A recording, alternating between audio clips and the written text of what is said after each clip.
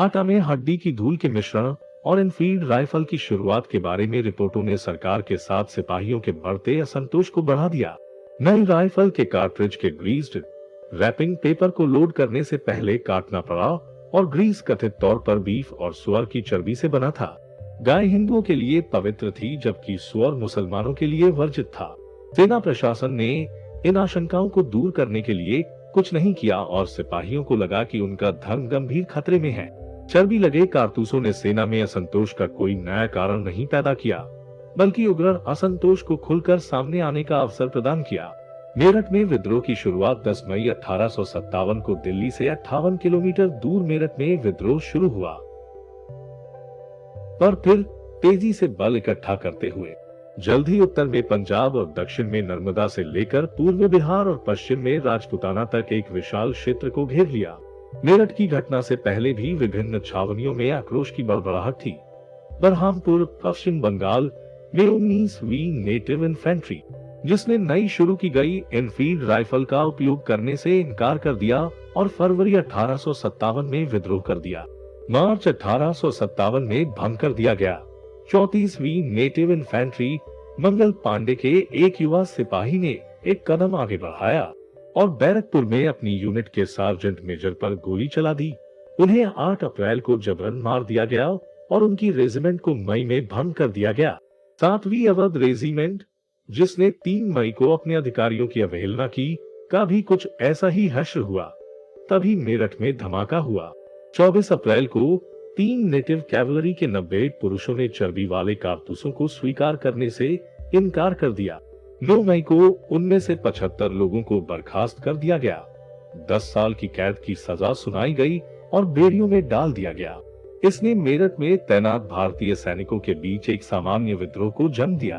अगले ही दिन 10 को उन्होंने अपने कैद साथियों को रिहा कर दिया, अपने अधिकारियों को मार डाला और विद्रोह का झंडा फहराया। सूर्यास्त के बाद वे दिल्ली के लिए रवाना हुए। दिल्ली में स्थानीय पैदल सेना उनके साथ शामिल हो गई। शामिल होगा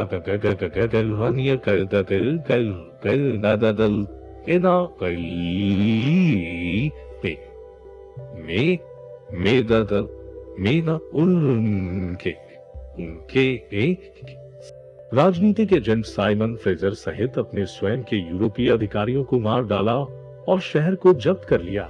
दिल्ली में पत्रिका के प्रभारी अधिकारी लेफ्टिनेंट विलोबी ने कुछ प्रतिरोध की पेशकश की, लेकिन वह दूर हो गया। वृद्ध और शक्तिहीन बहादुर शाह जफर को भारत का सम्राट घोषित किया गया था। दिल्ली जल्द ही महान विद्रोह का केंद्र बनने वाली थी और बहादुर शाह इसका प्रतीक। देश के नेतृत्व के लिए अंतिम मुगल राजा का ये सहज उत्थान इस तथ्य की मान्यता थी कि मुगल वंश का लंबा शासन भारत की राजनीतिक एकता का पारंपरिक प्रतीक बन गया था।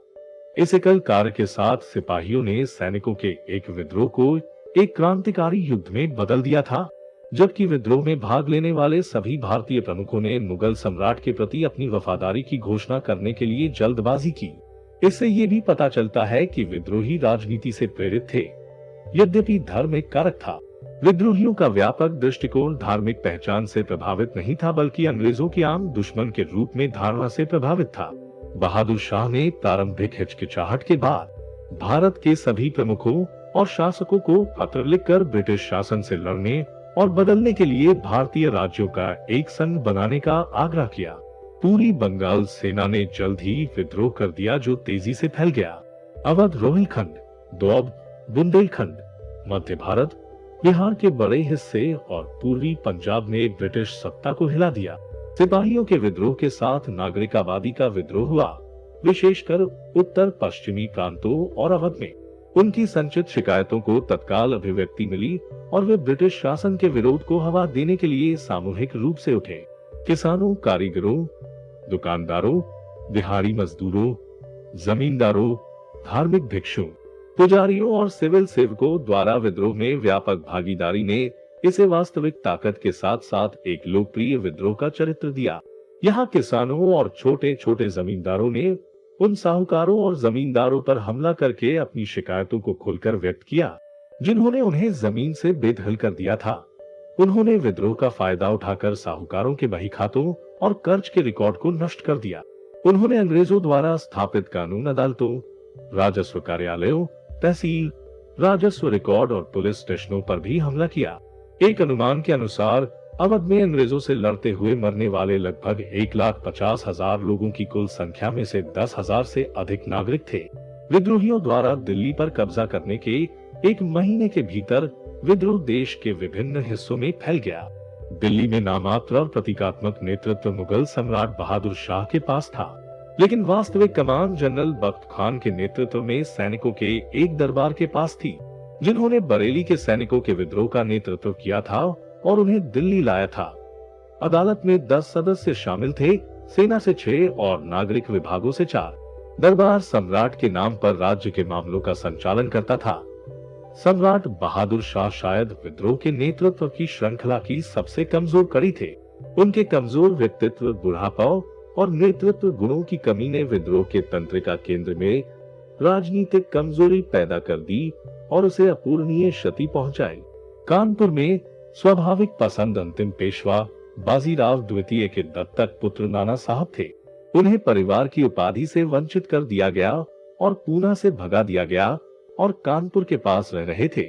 नाना साहब ने कानपुर से अंग्रेजों को खदेड़ दिया, खुद को पेशवा घोषित कर दिया, बहादुर शाह को भारत का सम्राट मान लिया और खुद को उनका गवर्नर घोषित कर दिया। स्टेशन की कमान संभालने वाले सर ह्यू व्हीलर ने 27 जून 1857 को आत्मसमर्पण कर दिया और उसी दिन मारा गया।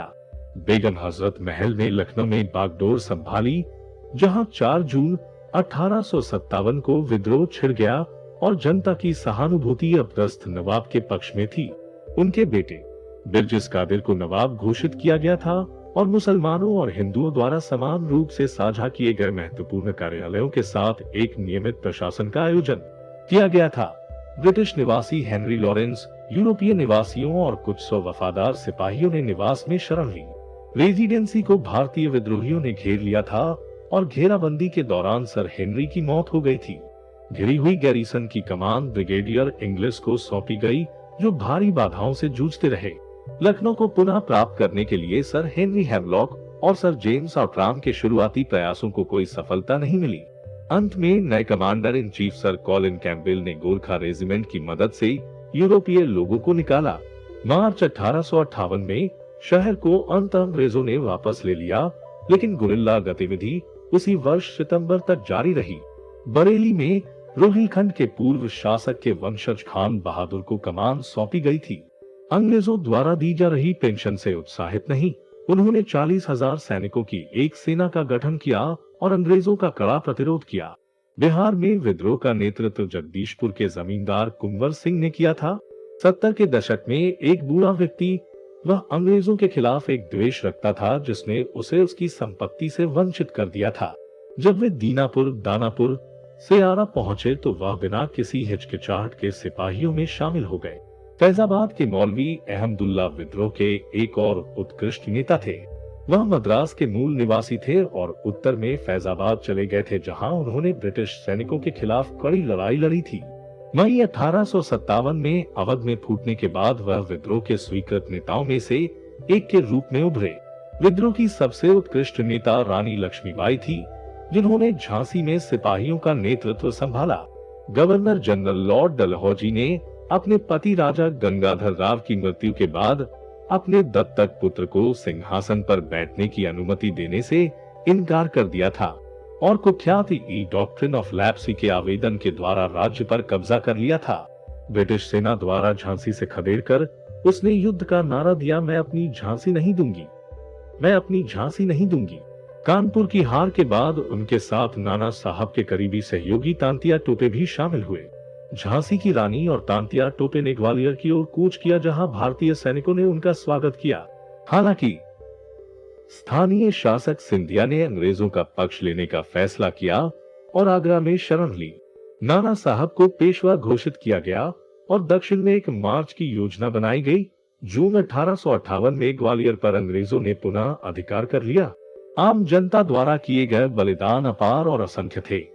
परगना बड़ौद, बागपत, उत्तर प्रदेश के एक स्थानीय ग्रामीण शाहमल का नाम सबसे उल्लेखनीय है। उन्होंने 84 गांवों, 84 देश के रूप में जाना जाता है।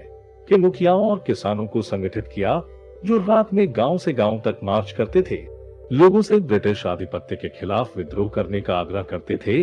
लोगों ने सरकारी इमारतों पर हमला किया, नदियों पर पुलों को नष्ट कर दिया और पक्की सड़कों को खोदा, आंशिक रूप से सरकारी बलों को क्षेत्र में आने से रोकने के लिए और आंशिक रूप से क्योंकि पुलों और सड़कों को ब्रिटिश शासन के प्रतीक के रूप में देखा जाता था।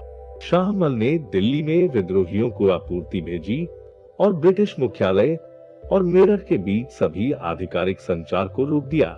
उन्होंने यमुना तट पर एक सिंचाई विभाग के बंगले में अपना मुख्यालय बनाया और वहां से अपने कार्यों का पर्यवेक्षण और नियंत्रण किया।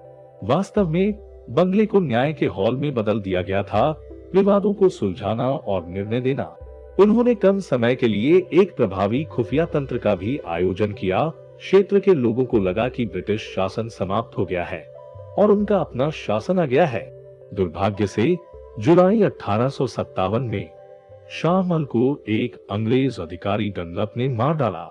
यह आरोप लगाया जाता है कि जनता को डराने के लिए शाहमल के शरीर को टुकड़ों में काट दिया गया था और 21 जुलाई 1857 को उसका सिर प्रदर्शित किया गया था। हालांकि एक साल से अधिक समय तक विद्रोहियों ने भारी बाधाओं के खिलाफ अपना संघर्ष जारी रखा।